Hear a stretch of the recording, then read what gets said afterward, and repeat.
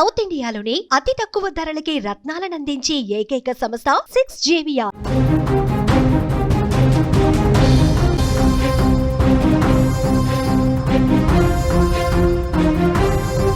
నాగర్ కర్నూలు జిల్లాలో రోడ్డు విస్తరణ పనులు వేగంగా జరుగుతున్నాయి. సీఎం ఇంటి కాంపౌండ్ వాల్ కూల్చివేశారు. రోడ్డు విస్తరణలో భాగంగా అధికారులు కూల్చారు. 43 మంది ఇళ్లు కూడా అధికారులు పడగొట్టారు. రోడ్డు విస్తరణ పనులకు సీఎం పర్యవేక్షణ చేస్తూ ఉన్నారు. తెలంగాణ ముఖ్యమంత్రి రేవంత్ రెడ్డి స్వగ్రామం కొండారెడ్డిపల్లిలో ఒక ఆసక్తికరమైనటువంటి ఘటన ఇది. ఎన్నో సంవత్సరాల పాటు నేతగా ఉన్నటువంటి రేవంత్ రెడ్డి స్వగ్రామంలోనే ఆయన ఇంటి ప్రహరీ గోడను అధికారులు కూల్చారు. ఇది రోడ్డు విస్తరణ పనుల్లో భాగంగా జరిగినట్టుగా కనిపిస్తోంది. నాగర్ కర్నూలు జిల్లాలోని బంగూరు మండలంలో ఉన్న కొండారెడ్డిపల్లి గ్రామం ముఖ్యమంత్రి రేవంత్ రెడ్డి స్వగ్రామం. ఈ గ్రామంలో 4 వరుసల తార్ రోడ్డు పనులు చురుగ్గా సాగుతున్నాయి. ఈ గ్రామంలో 4 వరుసల తార్ రోడ్డు పనులకు సంబంధించినటువంటి పనులు చాలా వేగంగా జరుగుతున్నటువంటి పరిస్థితి. రోడ్డును విస్తరించేందుకు పాత నిర్మాణాలు ఏవైతే ఉన్నాయో వాటిని తొలగిస్తూ ఉన్నారు. ఈ పనుల్లో 43 మంది ఇళ్లతో పాటు సీఎం రేవంత్ రెడ్డి గారి ఇంటి ప్రహరీని కూడా అధికారులు పడగొట్టేశారు. 2 రోజుల క్రితం ఇంటి ప్రహరీని పూర్తిగా కూల్చివేత కార్యక్రమాలు అక్కడ జరుగుతున్నాయి. 2 డేస్ నుంచి ఆ విజువల్స్లో ఆ దృశ్యాలు కూడా మీరు చూస్తున్నారు. ఈ రోడ్డు విస్తరణ పనుల్లో ఇళ్లు కోల్పోయిన బాధితులకు పరిహారం అందించాలని సీఎం రేవంత్ రెడ్డి గతంలోనే ఆదేశాలు ఇచ్చారు. రోడ్డు నిర్మాణ పనులు మరింత వేగవంతమయ్యాయి. ప్రస్తుతం కూల్చివేసిన ప్రహరీని తిరిగి నిర్మించే పనులు కూడా వేగంగా జరుగుతున్నాయి. రోడ్డు విస్తరణ పనులు పూర్తయితే ట్రాఫిక్ సమస్యలు తగ్గుతాయని అధికారులు చెప్తున్నారు. అలాగే కొడంగల్లో కూడా రోడ్డు నిర్మాణానికి ప్రభుత్వం ప్రత్యేక దృష్టి పెట్టినటువంటి పరిస్థితి ఉంది. ముఖ్యమంత్రి రేవంత్ రెడ్డి పర్యవేక్షణలో కొడంగల్ ఏరియా డెవలప్మెంట్ అథారిటీ ఏర్పాటు చేశారు. దీని ద్వారా కొడంగల్లో అభివృద్ధి పనులు చాలా వేగంగా జరుగుతున్నాయి. మహబూబ్ నగర్ నుంచి చించోలి వరకు ఉన్న 110 కిలోమీటర్ల రహదారిని జాతీయ రహదారిగా అప్గ్రేడ్ చేసి అభివృద్ధి చేస్తున్నారు. దీనికి కేంద్రం 600 కోట్లు మంజూరు చేసింది. ఈ ప్రాజెక్టు వల్ల కొడంగల్, తాండూరు ప్రాంతాల్లో ట్రాఫిక్ సమస్యలు తగ్గుముఖం పట్టనున్నాయి.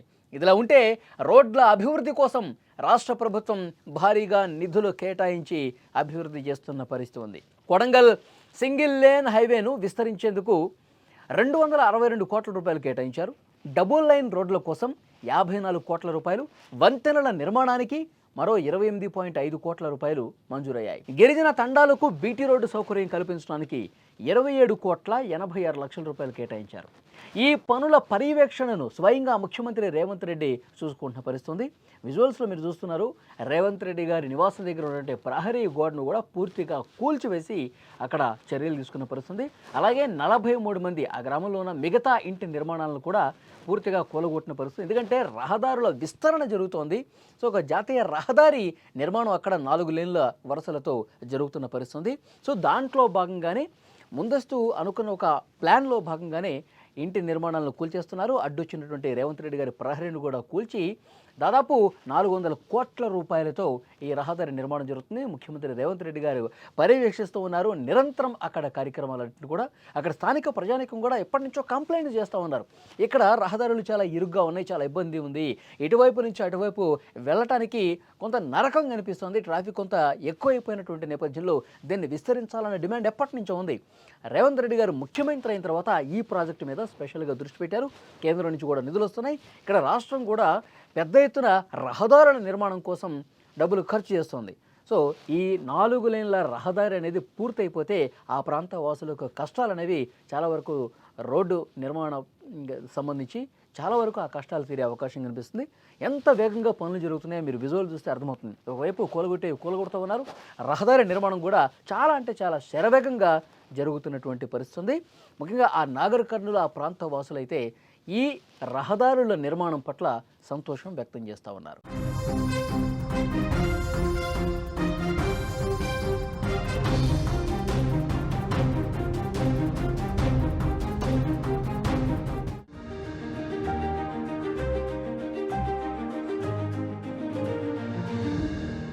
క్యాంటీన్లో ప్లేట్లు కడిగిన సంజిత్ కొండ ఇప్పుడు కోట్ల రూపాయల వ్యాపారం చేస్తున్నాడు. గేదెల షెడ్డు వేసిన ఎంఎస్సీ స్టూడెంట్ అక్షయ్ ఇవాళ బెంజ్ కార్లో తిరుగుతున్నాడు.